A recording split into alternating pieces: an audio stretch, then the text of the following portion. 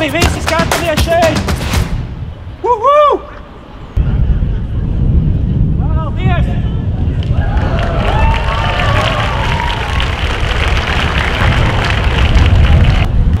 Kā iet pieaugušo dzīvē?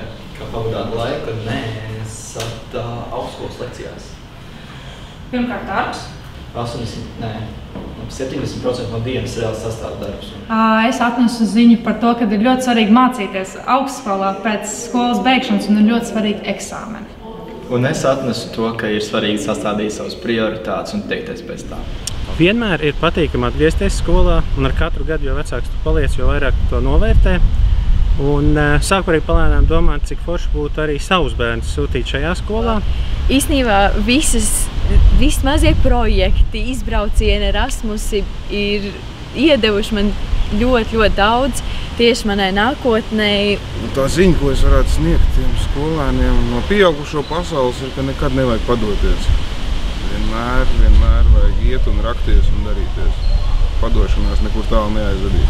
Mācīties Rīgas valsts vācu ģimnāzijā man nozīmēja sākt ticēt sev, savām spējām un tam, ka varbūt vienmēr nav jāzina viens īstais pareizais ceļš, bet atbildes var būt dažādas un tās visas var būt pareizas.